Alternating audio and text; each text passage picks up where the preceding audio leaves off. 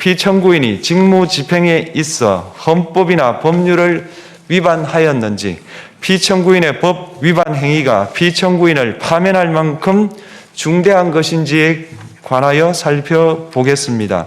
우선 소추 사유별로 살펴보겠습니다. 1. 이 사건 계엄 선포에 관하여 보겠습니다. 헌법 및 계엄법에 따르면 비상계엄 선포의 실체적 요건 중 하나는 전시, 사변 또는 이에 준하는 국가 비상사태로 저가 교전 상태에 있거나 사회 질서가 극도로 교란되어 행정 및 사법 기능의 수행이 현저히 곤란한 상황이 현실적으로 발생하여야 한다는 것입니다.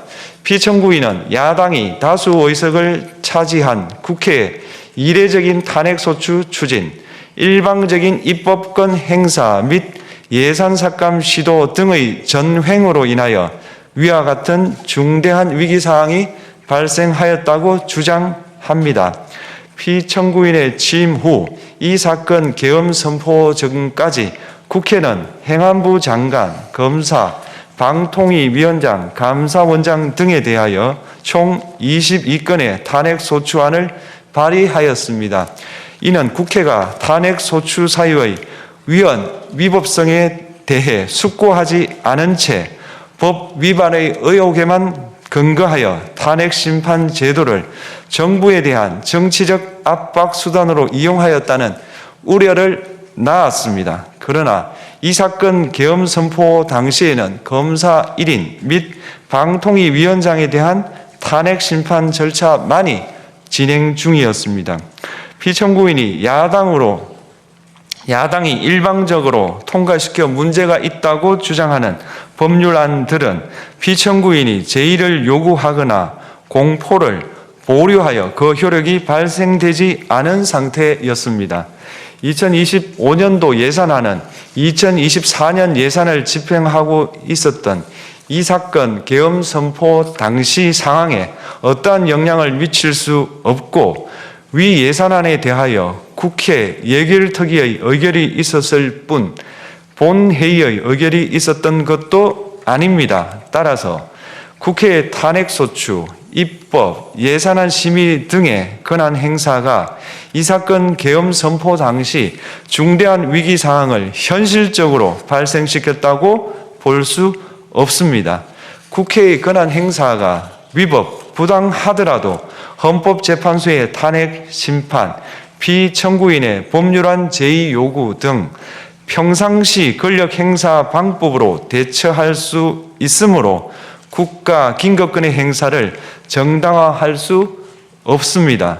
피청구인은 부정선거 의혹을 해소하기 위하여 이 사건 계엄을 선포하였다고도 주장합니다. 그러나 어떠한 의혹이 있다는 것만으로 중대한 위기 상황이 현실적으로 발생하였다고 볼 수는 없습니다. 또한 중앙선관위는 제22대 국회의원 선거 전에 보안 취약점에 대하여 대부분 조치하였다고 발표하였으며 사전, 우편, 투표함, 보관장소, CCTV 영상을 24시간 공개하고 개표 과정에 수검표 제도를 도입하는 등의 대책을 마련하였다는 점에서도 피청구인의 주장은 타당하다고 볼 수 없습니다. 결국 피청구인이 주장하는 사정을 모두 고려하더라도 피청구인의 판단을 객관적으로 정당화할 수 있을 정도의 위기 상황이 이 사건 계엄 선포 당시 존재하였다고 볼 수 없습니다. 헌법과 계엄법은 비상계엄 선포의 실체적 요건으로 병력으로서 군사상의 필요에 응하거나 공공의 안정질서를 유지할 필요와 목적이 있을 것을 요구하고 있습니다. 그런데 피청구인이 주장하는 국회의 권한 행사로 인한 국정마비 상태나 부정선거 의혹은 정치적, 제도적, 사법적 수단을 통하여 해결하여야 할 문제이지 병력을 동원하여 해결할 수 있는 것이 아닙니다. 피청구인은 이 사건 계엄이 야당의 전횡과 국정위기 상황을 국민에게 알리기 위한 경고성 계엄 또는 호소형 계엄이라고 주장하지만 이는 계엄법이 정한 계엄 선포의 목적이 아닙니다. 또한 피청구인은 계엄 선포에 그치지 아니하고 군경을 동원하여 국회의 권한 행사를 방해하는 등의 헌법 및 법률 위반 행위로 나아갔으므로 경고성 또는 호소형 계엄이라는 피청구인의 주장을 받아들일 수 없습니다.